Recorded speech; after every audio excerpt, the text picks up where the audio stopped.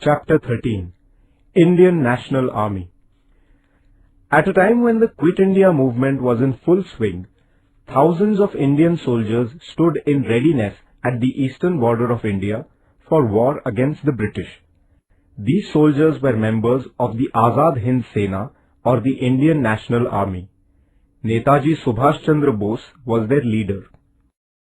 Subhash Chandra Bose had been twice elected as the president of the Indian National Congress. He was of the opinion that while England was engaged in the Second World War, India should take advantage of the situation and intensify the agitation in India. If necessary, India should seek the help of the enemies of England. However, he developed differences of opinion with the senior leaders of the National Congress. Therefore, Subhash Chandra Bose resigned from the position of the Congress president. He founded a party called the Forward Bloc in order to place his views before the people.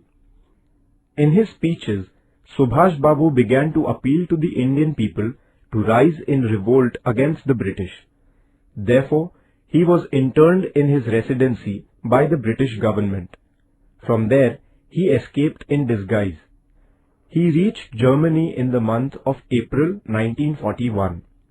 There, he founded the Free India Center. From the Berlin radio station in Germany, he appealed to the Indian people to join an armed struggle for the independence of India. However, he did not get the expected help from Germany. At the same time, Rash Behari Bose requested him to come to Japan. Formation of the Indian National Army. Rash Behari Bose was living in Japan since 1915. He had organized the Indians living in the countries of Southeast Asia and had established a society called Indian Independence League. Japan had conquered those territories in Southeast Asia which had been under British possession in the early part of 1942. At that time, thousands of Indian soldiers and officers in the British Army there fell into the hands of Japan. Rash Behari Bose, with the help of Captain Mohan Singh, formed a battalion of these Indian prisoners of war.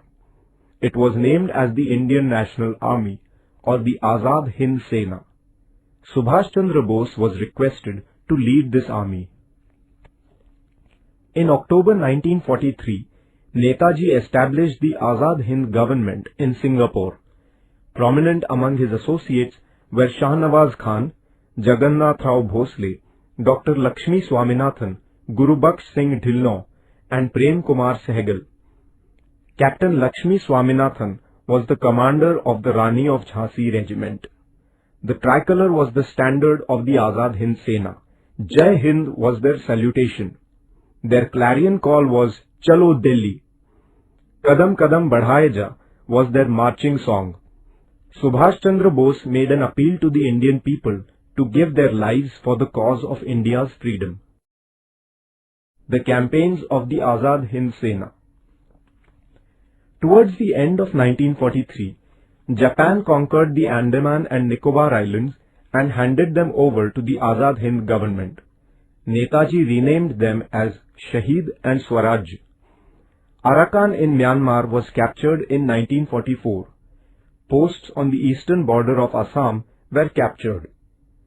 But the Imphal campaign remained incomplete because the Japanese supplies that the Indian National Army was receiving stopped. At this juncture, the British received reinforcements from the American Army which added to their military might. Even in these adverse circumstances, soldiers of the Indian National Army were fighting with all their strength.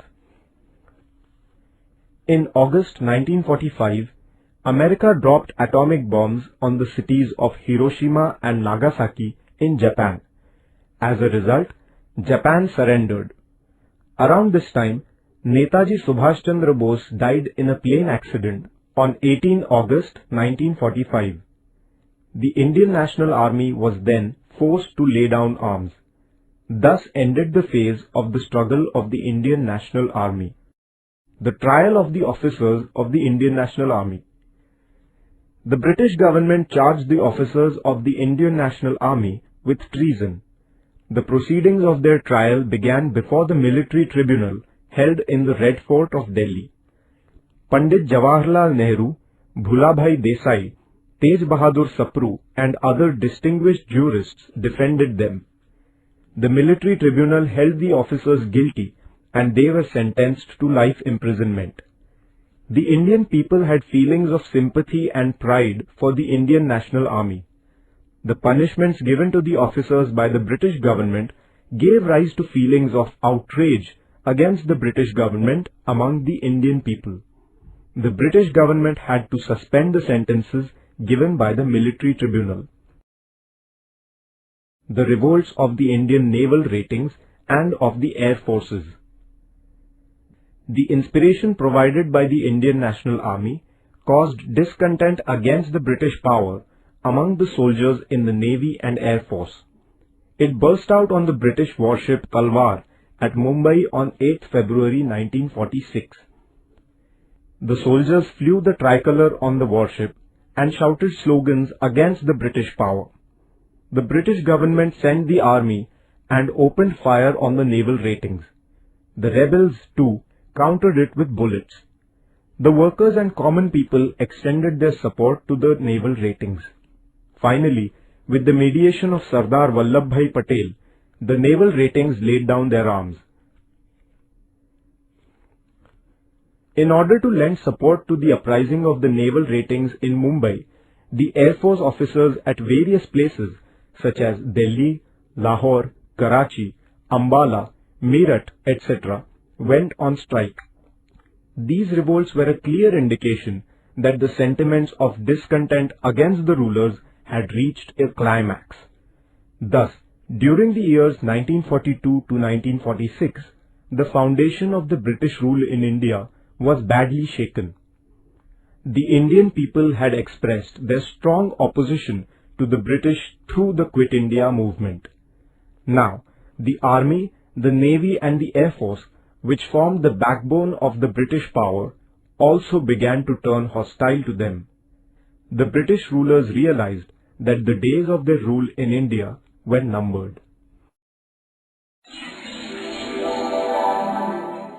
The revolts of the Indian naval ratings and of the air forces.